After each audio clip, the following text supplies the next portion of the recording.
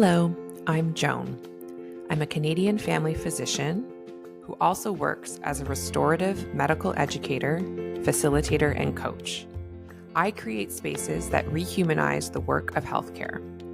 I'm creating this podcast to remind myself, as well as anyone else working in a helping profession, that when you are working and caring for your human patients, you are the other human in the room.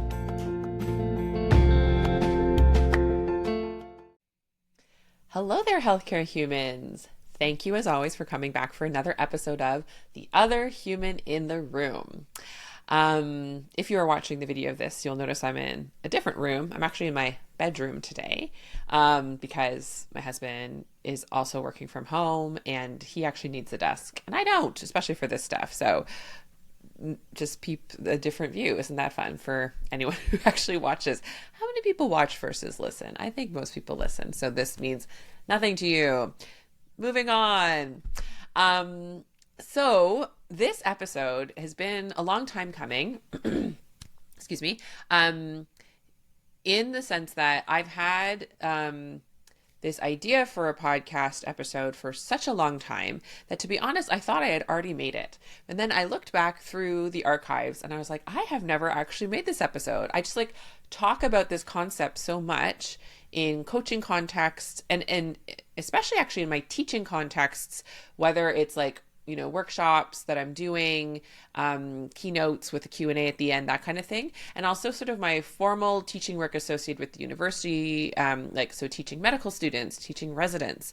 This is the thing that if they do a rotation with me, if you are a learner and you want to come do a rotation with me, this will be the thing that I invite you to prioritize when you are seeing patients. And I think it's not a unique concept. I did not make up this concept. The concept is the FIFE questions from the patient-centered clinical method, the patient-centered interview method. This is classic bread and butter ways of learning to connect with patients that I learned in my residency, that many people learn in medical school and residency. But I think sometimes the way it's framed, gets a bit lost in the shuffle. And so that's why it is so important to me to highlight and center all of the benefits of these questions in our lives, both with patients, for sure, in patient encounters, whether those are happening in the hospital, in the emergency room, and in clinical setting, wherever they're happening. These are your magic gold questions. But also in the rest of life, these are just great questions to always be thinking about, actually. And so, I feel when I first learned them, and I am going to explain what they are to you if you actually, either you haven't done medical training or your medical education did not use this particular acronym, or you haven't learned this concept. I'm going to explain it all. But I think it's helpful to frame what sort of happened to the FIFE questions, at least for me. And this is in no way a critique or a dig at any particular person who taught me. I think it's about sort of the general vibe, the hidden curriculum of the medical culture, kind of once again. And also my conditioning of being trained, even pre-entering medical school, of just always wanting to do things in the most correct way, in the fastest way. All the ideas we carry with us about what a proper doctor is supposed to act like, how a proper patient encounter is supposed to go, which is that, all through medical training, when you would practice on patients, the thing that they would really emphasize, which is an important thing to learn, of course, is how to take a history and do a physical exam so that you can solve the mystery of what's happening for the patient in that room. And so then the focus is really on making sure you ask all the right questions and get the pertinent positives or negatives and kind of have your Sherlock Holmes hat on and be really investigating what's happening to this body in front of you. And sometimes it can almost feel like that, where it's sort of they're a body, you're picturing their anatomy, but you're not really picturing that they're a person as well, right? And that's what the patient-centered clinical method, I think, is trying to, my understanding of it is that's what it's trying to sort of recenter, is so, as clinicians, we stop speaking of people by their body parts, where you're like, oh yeah, the appendectomy down the hall in room 5, like it's, Joe Smith, and who happens to be in for appendicitis, like kind of recentering the fact that these are humans that we're treating. And so that makes really good sense to me. I hope it does to you. And what that kind of meant in terms of how I ingested being trained to not only be taking a history, but also be asking these like patient-centered FIFE questions, is that it was sort of like the bonus extra. Like the base package that meant you were a good clinician is if you took a good history and tried to solve the mystery of the body. And if you wanted to like have this extra credit badge of also having good bedside manner and being a nice person, then you tack on the FIFE questions. Of course, like in the way I was trained to be a family physician, that's not the case, in the sense that in our exam, we're literally tested on if we ask the FIFE questions, if we get the patient context. And so, I mean, like, listen, the education system's doing their best to be like, no, this is a priority too. And yet, like, it was so interesting. I think back on like how myself and my fellow like learners, we would like always be really diligent and try and get the history and the like medical mystery solving piece of it. And then we'd be like, oh, right, we got to ask those FIFE questions. And then we just like check them off the list, like ask them one at a time. But like, I certainly at that time didn't really ingest like that they were equally, if not more helpful to me in the role I'm playing. I felt like I was doing it more as a performance, as sort of like to check the boxes.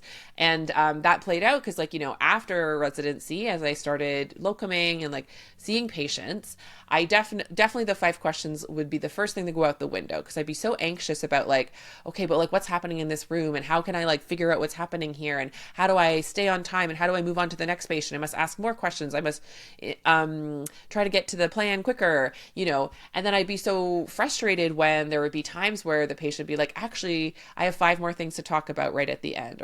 Or I would feel like I got a good sense of what they wanted to talk about, but the patients were still like deeply like confused and dissatisfied at my excellent management plan that I thought was totally what they wanted. And all of that would take up so much time and energy. And I get so annoyed at these patients. Like, why weren't they just like acting like OSCE patients and just saying, well, thank you for your wonderful plan. See you later. Like, they had all these opinions and expectations. And I was getting thrown off in encounters with them and feeling more confused by them. And so that's where, like, along my journey, post-educational, post-graduation, it really has become so clear to me that the FIFE questions are not only like make you a nicer doctor, like, I don't know, maybe some people would be offended by these questions. Maybe someone would be like, whoa, why are you asking me so much? Like, someone might perceive you as more or less nice, maybe asking these questions. I have no idea.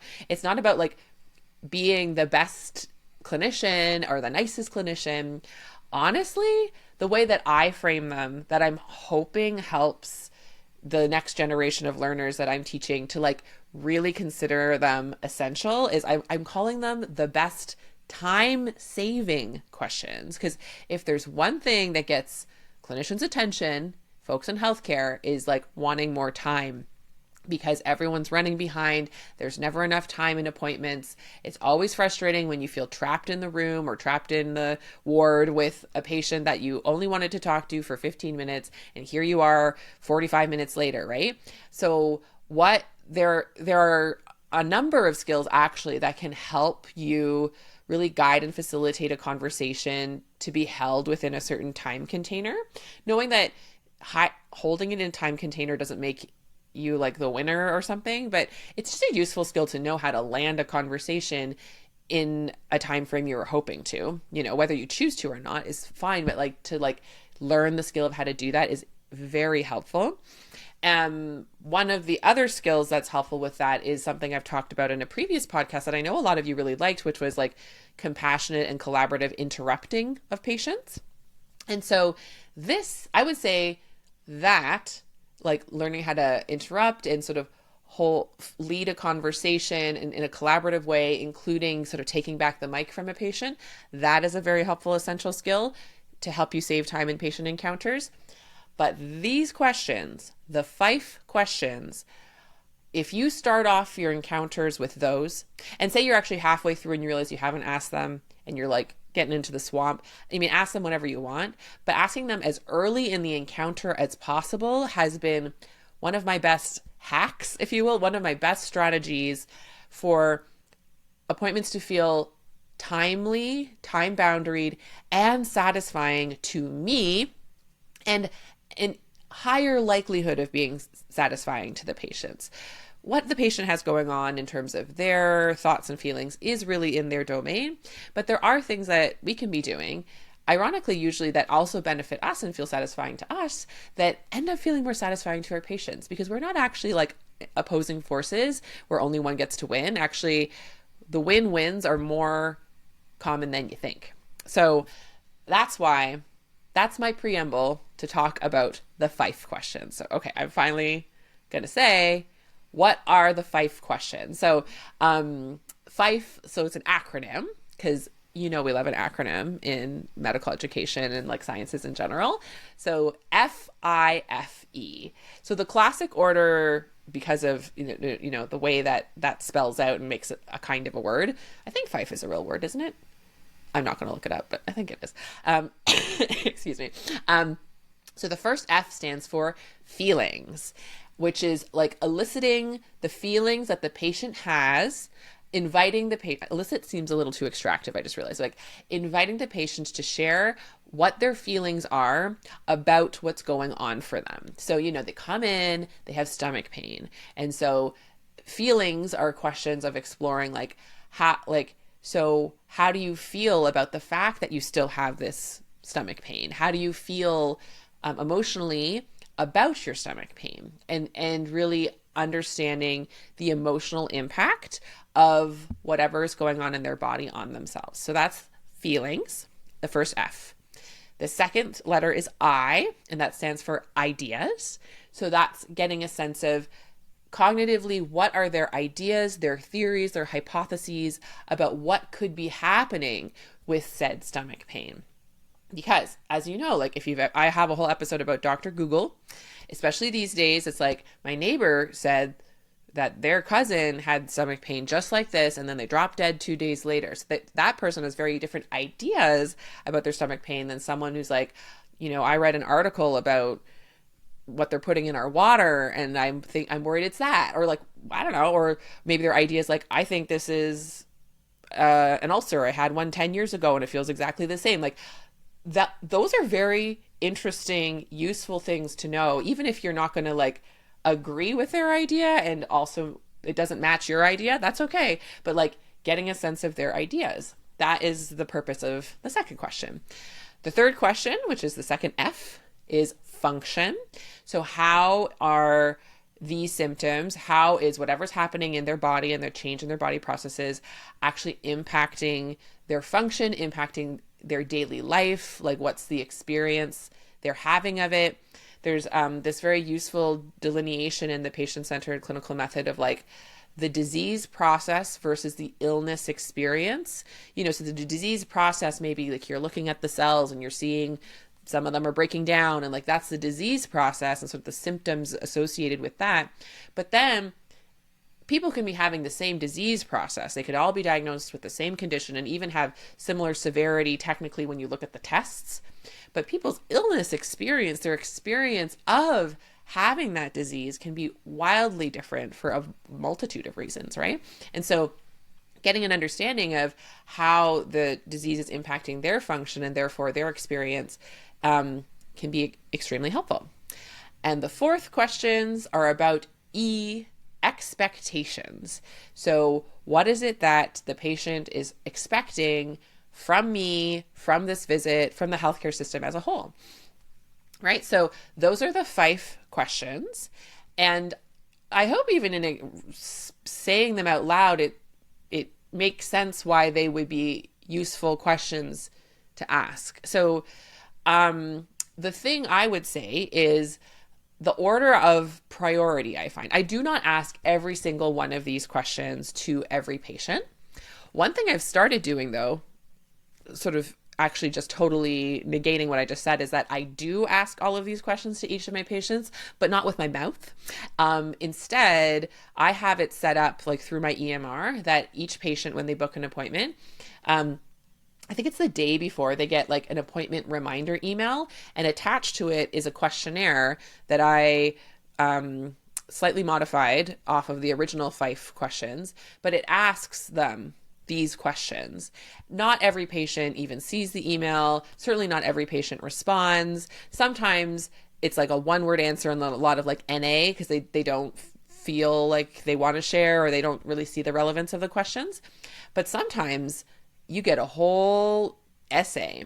And I know sometimes people think like, oh, great, now I've got to read that essay. But to me, it is very helpful to see, even before I started talking to the patients, the person who's given me the essay and all the worries they have and all the things they've done versus the person who's like, I'm just here for a physio note. Like, obviously, I'll double check if that's still the vibes going into the room.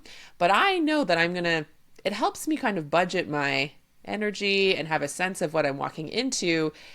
Depending on what they've written, those two people, we're going to have quite a different conversation. Even again, maybe they're both for back pain, but depending on what they've written, the conversation is going to go completely differently, right? So I do actually ask all of these questions to my patients in that way.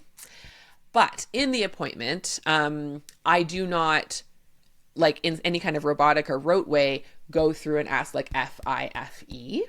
So I kind of wanted to talk practically in a bit more detail about how I prioritize these questions. And this is a bit of like also how I teach learners to think about them, and what works for me, especially like around the framing of saving you time, saving your patient time, actually, sure. Saving time while preserving patient connection. And the reason that I think it's important to preserve patient connection is like, I mean, the fundamental bit of like, that's what we're here for. That is how often we're perceived as being helpful to patients. Like there's sort of the qualities that maybe seem obvious, or like, oh, it must be nice to do that, or that makes me a good or nice clinician. I just want to like put those to the side though, and just talk about like how pragmatically preserving patient connection, the connection between me and them, feels so much better to me, means that I have more energy through my day, especially the kind of connection I'm talking about, which isn't some sort of weird codependent strained connection, but like genuine, interdependent, honoring each other's humanity. Like that is the fuel that gets me through my day, that makes me love my job so much. So like that is one of the reasons I want to maintain the connection, is because it feels better to me. I also see over time it fosters trust. Like speaking kind of long-term time saving, the more I can do this sort of upfront trust building, connection building, the less likely the patient is to be like going to a zillion other doctors or coming to me a zillion times, unhappy with my answer, if I've sort of established a connection via these questions from the start. So it's got the sort of long-term time saving implications. And then in the visit, truly, like something that I don't know if I've said it on a podcast, I've definitely like written it on Instagram, is like, if you want to be the most efficient with your time in a visit, it's not about finding the perfect, like pertinent positive and negatives to ask. It's not about rushing and interrupting the patient without them having their space to be heard. Like those are ways I suppose you could like zip through an encounter. And I know it's a method that a lot of people use in healthcare, thinking it's the only way they can. But really, if you want to be as efficient as you can with your time, think of a Venn diagram. So there's the circle that contains everything that the patient is hoping that you can talk about and hoping that can be addressed and all of that. And then there's your circle, which is everything that you are hoping and willing and have capacity for, and is even like within your expertise to do in that visit. And so what you do, I'm showing it with my hands if you're listening, is looking for the overlap, the Venn diagram, and only spending time on the things where they overlap. So not spending time all through the whole circle of everything the patient might want to talk about. No, that's sort of the boundary setting of, this is what's within my capacity, this is what's within my scope. I still hear out everything you want to talk about. But the thing we're going to focus on in the visit is the place where we overlap. maybe that seems extremely obvious, but it took me a long time to figure that out. So I'm sharing my hard-earned wisdom with you of not trying to bring a bunch of my agendas into the room that the patient has no interest about and babbling on about that for forever. And also not thinking the only way I can be like a nice doctor is by somehow addressing every single concern that this patient has, including things I have no expertise or desire or capacity to hold in a given visit. We focus in on where they overlap. The only way we can know what overlaps is if we first ask these FIFE questions to fully understand what the patient's circle is when they bring it into the room. That's why they're time saving. That's what helps you avoid, not completely, because humans take a while to, patients may not fully honestly answer the questions because they've been socialized to think that their needs and expectations aren't important, or they've forgotten. Like it's not perfect, but it absolutely has significantly reduced the times I walk out of a room and then the patient's like, oh, I actually have 5 more things, which is everyone's pet peeve, including for the patient. I'm sure they're like, oh no, I'm so sorry. And it has definitely also reduced the chance of like getting to an end of encounter and being like, I feel like we've been talking past each other this entire time. Like, what is happening? I'm still confused. I feel like there are elephants in this room that I'm not understanding. That has been like a major shift. So I'm going to go through how I like really use these questions and like the priority of how I found them to be effective for me. I would love to hear from any of you who want to share if there's different ways that you formulate these questions. Like, how do you actually ask them? Of course, you can just ask them by being like, what are your feelings about this? What are your ideas about this? How is this impacting your function? What are your expectations for today's visit? Like, those are nice, straightforward questions. You can ask them just like that. I'm a bit more like wordy and probably like slightly over elaborate. That's why I have a whole podcast. And so sometimes I have slightly different language that feels a bit more natural to me.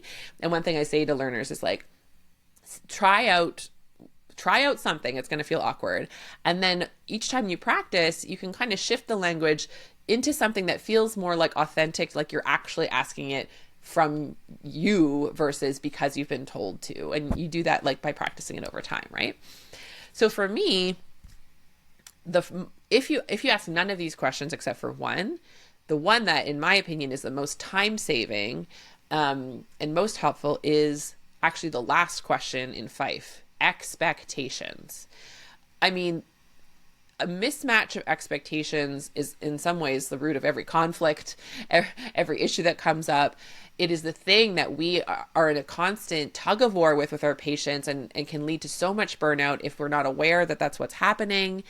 And so getting all of the expectations on the table from the jump is only helpful. Even if you're aware that you are unlikely or cannot, depending on what the expectation is, meet it, it is still helpful to have it in the room, you know? And so like, even if it seems like a really straightforward encounter, it's like a diabetes visit or like blood pressure check and something, you're like, this will be straightforward. That assumption can sink you so hard and just like blow up in your face so hard.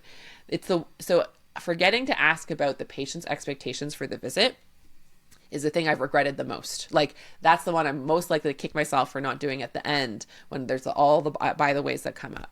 So the way I usually do it, so I usually sit down and ask like, what can I help you with today? Which is already like a subtle like expectation shift of like, I'm not like, how's it going? Every so often I'm like, how's it going? And then I often regret that because then they tell me all about how's it's going, which is fine, but that's not technically what we're here for, right? We're here to say, what can we do together today? So I often really focus in and ask like an opening question, something like that. Like, what are you hoping we can accomplish together today? That's another one I like to use, right? That has some subtle expectation setting on my behalf of like, we're going to focus on what we can do today together. And then, they'll start sharing some of their things and I let them share for a little while. And then I often will get like an impulse to start asking more questions about the original concern. And like, I've learned to like wait for myself to feel the desire to have that question asked. So I've clearly let them talk for some period of time. And then I'll say something like, okay, that sounds like definitely I have more questions. I want to hear more about that. Before we dive into that, I want to know, if there's anything else that you were also hoping we could talk about today, so we can kind of plan our time together, something like that. We can plan our work. We can see how much of that we can accomplish, and sometimes people pull out the list, the physical list or the list on their phone. Often if they have a long list, I'll say, okay, could you just briefly read out each of the topics and I'll write them down. Like there's different ways depending on how it flows from there. But I really try hard to make sure I do that agenda setting. And sometimes I've started calling it agenda setting. Like it's sort of funny. We think we can't use these words. Like when you're in a meeting, like here's the meeting's agenda and here's everything we're going to talk about. Why not actually just verbally say that to your patient? We are in a meeting, you and I, patient, for the next 15 to 30 minutes. Let's set an agenda. Like, in some ways, let's just be more straightforward about these things. Of like, okay, so I'm hearing that on your agenda, you would love if we could talk about this and this and this. I'm thinking that in order to do that with enough time and enough attention on my part, we may need to only focus on one of these things and we can tee up some stuff for the rest. Like, so you can start sharing back expectations that the patient can have of you that are more accurate of like how it's going to go, right? So when you are socialized to be conflict averse and people pleasy, it can feel really hard to sort of take charge, if you will, or like step into a leadership role in these encounters. And it is a skill that will serve you so well. If you feel like you wobble with this, if you struggle to have the confidence to be the leader in encounters, that's okay. I think depending on how you were raised, what your past schooling was like, some schooling and some environments as we grow up honor the fact our leadership skills more than others and honor leadership skills in different ways, right? But I would say this is just the most helpful sort of set of skills to learn is how to grow in your sense of being a confident leader and like leading your patient through an encounter in a collaborative way that includes their expectations and is populated from their agenda. But like really you being the one to facilitate it, it's so helpful. And I guess that's the last thing I'd say. Like, say you walked into the room and you think you have a bunch of expectations of how the visit's going to go.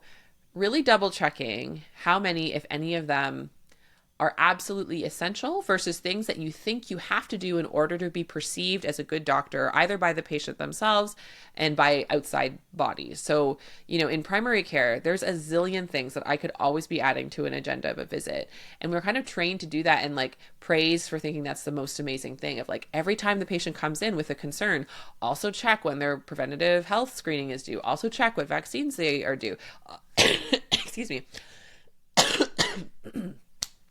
Also check like what medications are needing to be renewed. And there's some amount of that if there's space in the visit, if actually the concerns they brought haven't taken the whole time. I think about addressing that secondarily. But if I'm coming in hot with all of those things off the jump, it just means that then I'm more likely to get into like conflict, power struggle, expectation struggle with the patients, when really the patient's the one that booked the appointment. They're the ones like centering their agenda first gives them then the bandwidth to consider any additional items I want to add at the end. So yeah, those are the main things I want to say about expectations. And I would love to know for each of these what you think of that, if you agree, disagree, what's worked for you, what hasn't worked for you. Yes, like I think if you ask no history questions, if you ask like almost no other questions, but you at least get a full sense of their expectations, you're going to be able to have a productive and fruitful conversation where you're on the same page about what you're even talking about. And so it's just so essential to start there. Otherwise, you're talking at cross purposes and you can give like a beautiful TED Talk answer about whatever, the pathophysiology of the condition they have, and you've completely missed the boat. It's just so sad how often you hear patients experiencing that.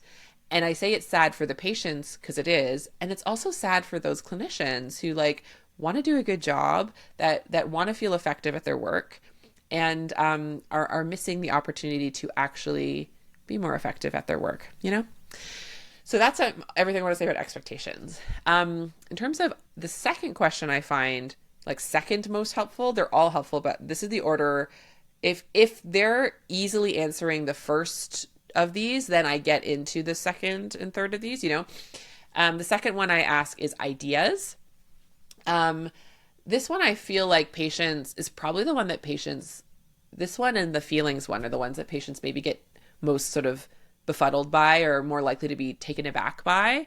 And that's okay. So I just hold space for like, it's okay if you don't have any ideas. I often say that. I'm like, I'm just curious to know if you have any ideas about what these symptoms could mean or what's going on. Just because sometimes patients do. Like I kind of do that normalizing thing of like, sometimes patients have done a lot of research or they've heard from a friend or they've come up with some ideas or theories themselves. And I'm curious if you have. Like I say it's something like that. And that helps temper their sense of it. But even when I say that, a lot of times patients are like, I don't know, you're the doctor. I have no ideas. And I'm like, no problem. I'm here with ideas too.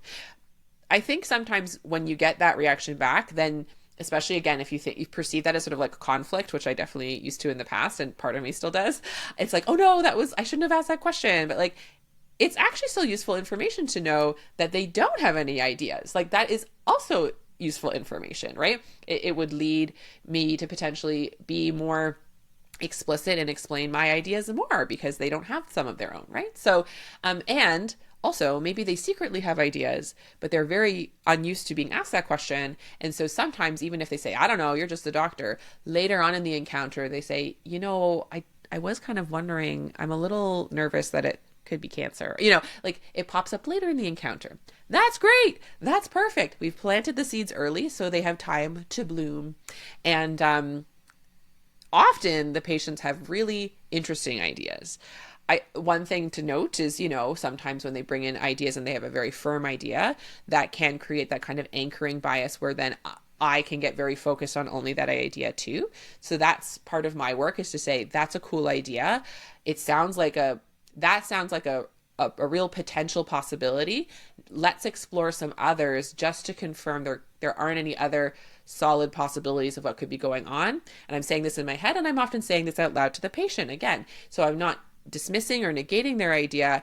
I'm saying a yes and to their idea and saying let's explore some others just so that I'm on the same page of being extra clear that your idea is the most likely or one of the most likely, and we're not missing that something else could additionally be going on, right? So I kind of talk like that, and I find that is generally well received, and I get some good connection as well as some information out of that.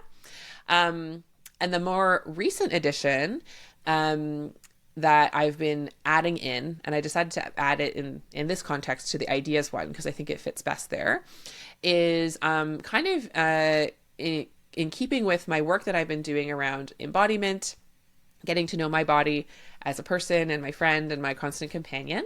And this is also a little plug for the other podcast that I've started producing with my friend and former coach, Jamie Lee Finch, which is called Experiential Anatomy. Something that we actually just recently discussed on a future podcast was this thing I'm doing more and experimenting more with patients, which is asking them what they think their body is telling them through these symptoms. So in some ways, like I've started to frame it as like, one way to think about these symptoms that are arising, one way to think about all of this discomfort and pain is that your body is trying to say something to you.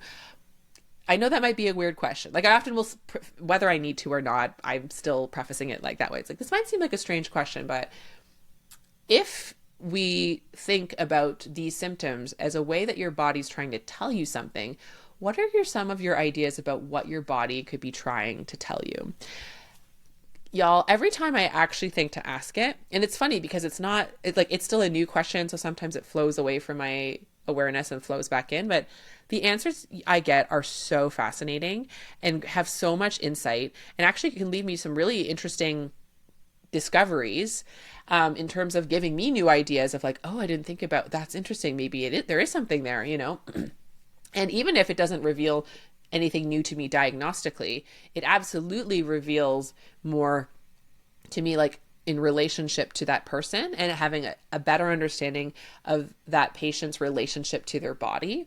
And that is so helpful, both in that encounter in terms of how I'm framing and explaining, maybe what I'm suggesting they do next, and also just longer term. I think that's really therapeutic work to have people start to consider that when their bodies are feeling a different kind of way, that is their bodies signaling something to them. That is their body talking to them, and considering making that a bit of a bidirectional conversation.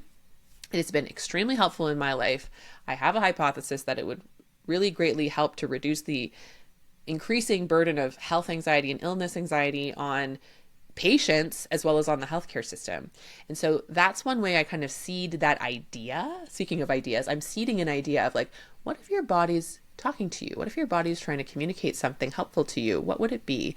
And I kind of would put that in the ideas category. And I've really enjoyed that question. So something to try out if you've never tried that question before. Especially, I would say, like, I probably use it less in like something that seems like a straightforward strep throat, but like in something where someone keeps coming back, chronic, multifactorial, undifferentiated, no obvious diagnosis, have done a bunch of tests. These kind of questions for those encounters, extremely helpful to at least like shift the conversation to something new, and to give some levels of insight that I actually think are therapeutic insight for the patient themselves.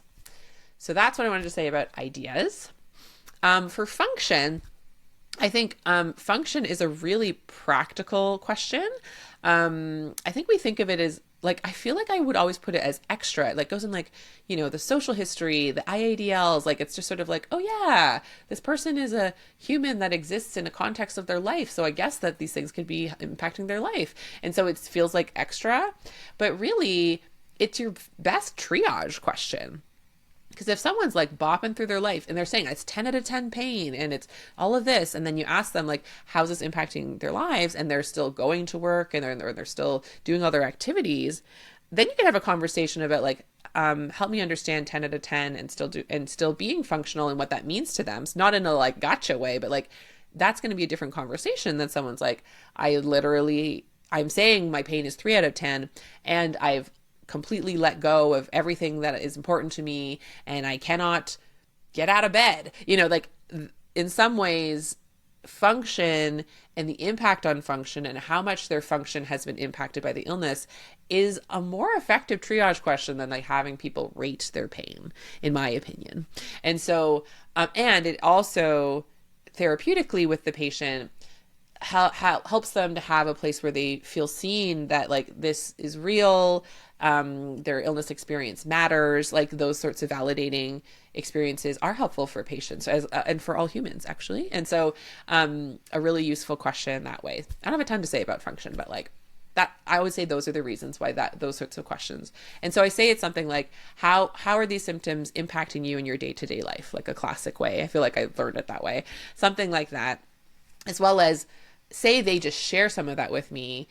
I often will like, so say they're like, I can't even walk up the stairs. Like those are the moments that I are more likely to offer like a empathetic, like reflective, like, wow, that sounds so challenging. I'm hearing how much this is impacting your life. Like I will prioritize to reflect back those pieces over maybe like, I'm hearing you say it's in your left shoulder. Like what I often want to make sure they know I've heard is the impact it's had on them. I do think that's a way for patients to have a better likelihood of feeling like we're taking them seriously.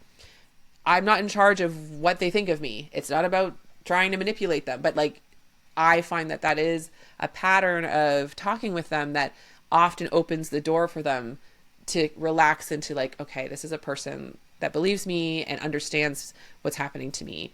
And a relaxed patient that is trusting you, just way more effective time-saving stuff, like more likely to listen and participate and collaborate on a plan, follow through on that plan, right? Like these are time-saving measures, not nice-making measures. Time-saving, okay? I'm trying to emphasize how helpful they are. And then the last set of questions is the feelings questions. I find these ones can be really tricky, like maybe even more so than the ideas one. I'm still exploring ways to ask this question where people feel open to sharing. I think because many people have been deeply socialized to ignore their feelings, think their feelings don't matter, think that sharing their feelings is weakness, embarrassing, shameful, right? So asking it out the bat, probably my feelings questions are the least likely to get like a full and honest, transparent answer. And that's okay. It's still planting the seed that I care about their feelings. Sometimes saying like, how do you feel about this? People are like, literally like, what do you mean? Or like, they don't know how to answer it. Sometimes I get slightly more, a higher chance of like a response that gets close is like, is there anything that's worrying you about this problem? Or is like, are these symptoms stressing you out?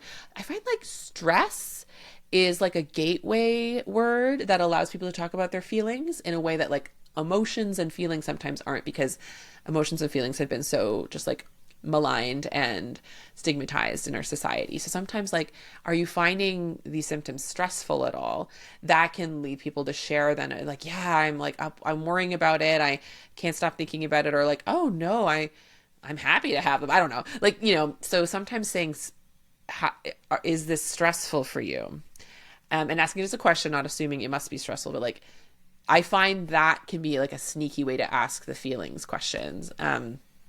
And then another way is like, you know, I have a lot of patients where if they were to have symptoms like yours, they could feel really scared or worried or feel guilt or shame about it. Like, I think about patients who have been through similar situations, and I'm not assuming that this person will have the same emotions, but I want to leave the door open in case that happens. Like, a classic one that's coming to my head is like someone going through a miscarriage. Like, I often will say, like, you know, going through a miscarriage is something that can bring up a lot of hard feelings. I know I've had patients who would blame themselves. I have patients who would feel guilty. I have patients who would feel very, very sad. And I would have patients who feel happy and then feel guilty about that. Or, you know, like I kind of name a few different things that I've seen.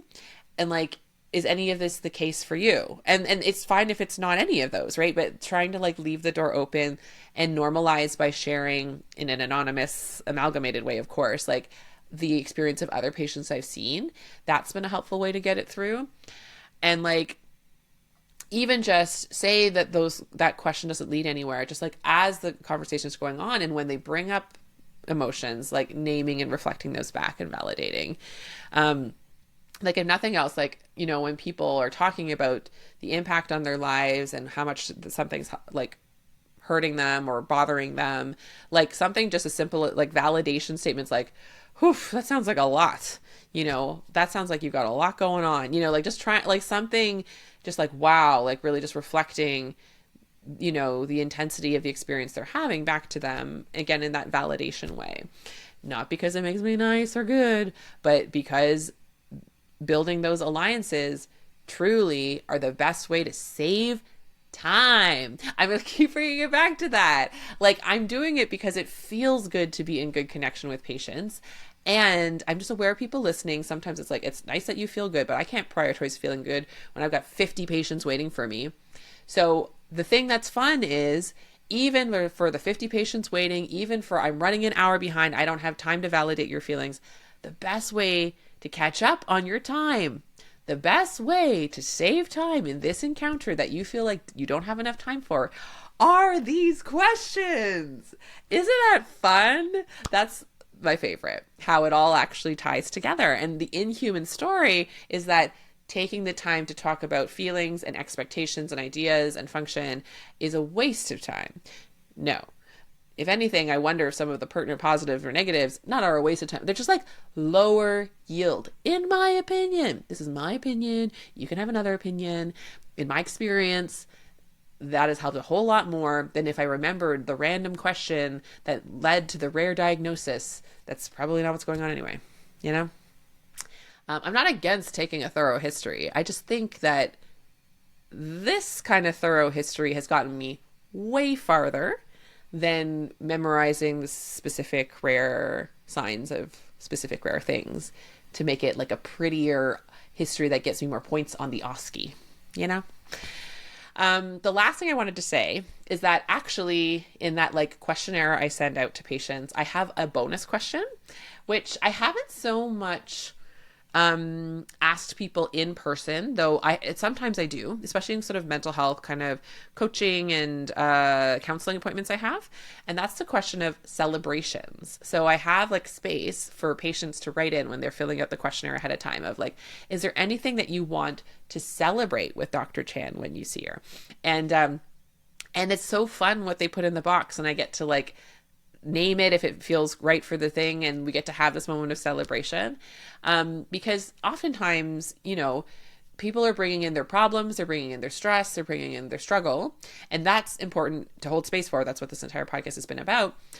But there's sort of an and there of like, we can focus so much on that what we pay attention to grows. And so I love giving people the opportunity to also celebrate what they've overcome, what they've done for themselves. It's an empowering kind of move to have them celebrate, you know, what they feel good about, and it brings a different energy into the room. So that's my like bonus question, which I don't know if it's time saving or not, but it's a good time. So sometimes it's just when you're having a good time, that's also a kind of time saving, because misery slows you down so much, right? So that's it. That's finally I have recorded this. Finally, I can share this. Like, I'm probably going to share this episode with learners like before they come and work with me. So then, because otherwise I've been sort of doing a version of the spiel with each of them, which is fun too. But this way they can listen on their own time. So hi, future learners. Thanks for coming and doing electives or places with me. And for everyone else who will never be my learner because, you know, you're already graduated and out in the world, I would love to hear if you have a different approach, if you found different questions to be helpful. And if you're like, okay, fine, I learned those in school, but I've never tried them. And then you actually give them a try. I would love to hear the results of your experiments in actually incorporating these questions and prioritizing these questions into your encounters. And if you notice a difference or not, I'm open to being wrong 100% of the time if you're not aware. So I would love to hear what comes up for you as you try on these questions for yourself. And with that, I hope you have a fabulous week, and I'll talk to you next time.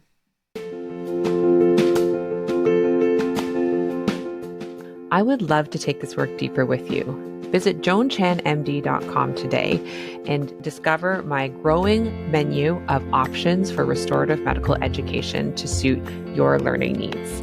I offer one-on-one coaching, customized workshops, and self-study courses that allow you to connect not only with my work on a deeper level, but also with other healthcare humans just like you. So if you want to start humanizing your work in healthcare to a deeper level and do it in community with others, please visit joanchanmd.com and find those options and what fits you and your life today.